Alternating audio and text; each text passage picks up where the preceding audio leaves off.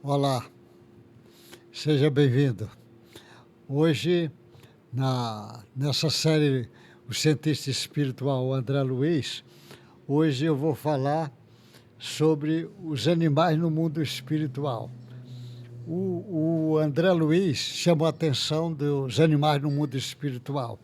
Isto daí, naturalmente, é uma surpresa. O mundo acadêmico oficial não trabalha com a ideia que a vida continua, não trabalha com a ideia do espírito. Então, ele nem trabalha levando em conta que o animal tem alma, tem espírito. E esse espírito no animal, ele continua.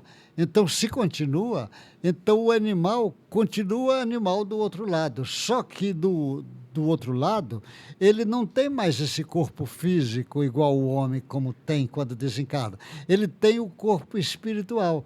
Então, os animais se apresentam do outro lado como corpos espirituais. Então, só que o corpo dele é o corpo de animal. Ele era cachorro, continua como cachorro. Era gato, gato. Cavalo, continua cavalo.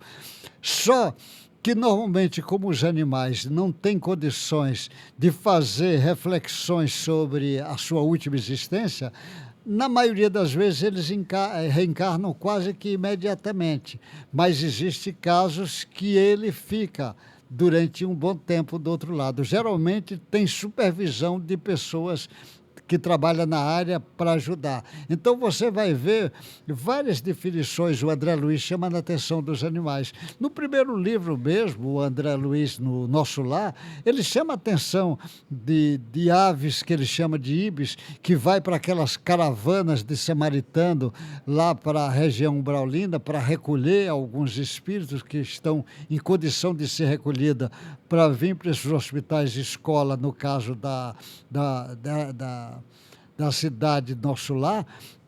Ele mostra, por exemplo, o ibis é uma ave que ela voa baixo, voa ali acima da caravana, e ela vai colhendo aquele miasma dos pensamentos daqueles seres que estão lá atrás, que o pensamento vai dificultar o trabalho dos samaritanos. Ele mostra, por exemplo, cachorros indo nas caravanas, cachorros indo na caravana, cavalos bois indo nas caravanas, puxando às vezes trenó. Ele vai ter outras definições dos animais, mas o que me interessa aqui, agora, nesse espaço pequeno de tempo, é chamar atenção.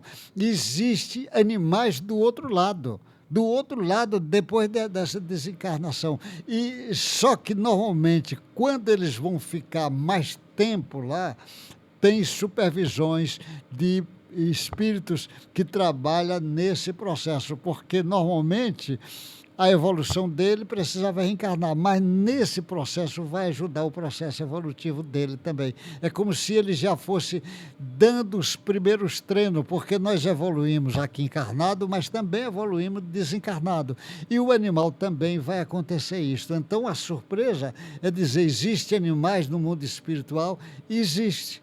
E se existem animais, então tem fisiologia, tem biologia, tem célula. Como é as células lá desses animais? Como são os átomos desses animais? Como é o corpo dele? Como é a alimentação dele? Então, isso tudo precisa ser discutido. E o André Luiz está trazendo informações para o mundo acadêmico parar para refletir, porque isso vai ter grandes alterações no mundo da biologia, da zootecnia, da veterinária. Imagine os camaradas quando forem estudar a fisiologia dos animais no seu corpo perispiritual. Que surpresa! Ele acha que essa fisiologia aqui é o máximo de fisiologia e vai ver que ela não é nem 10% do que é a outra. E tem um mundo imenso de interrogações. Como é que faz isto, como é que se apresenta, e como é a anatomia, como é a fisiologia, como é a bioquímica, e se esses animais ele bebe água, se ele se alimenta, se ele dorme, e se ele sonha igual os animais nossos aqui, se tem sexo do outro lado com os animais, eles são interrogações imensas que o André Luiz traz para as nossas reflexões. Então, isso eu estou dando de uma forma bem simples. O André Luiz trouxe em vários livros dele sobre informações dos animais, muitas informações. Eu estou só chamando a atenção que isso existe e é algo que o mundo acadêmico vai precisar estudar. Até o próximo encontro nosso, nessa sequência, André Luiz, o cientista espiritual.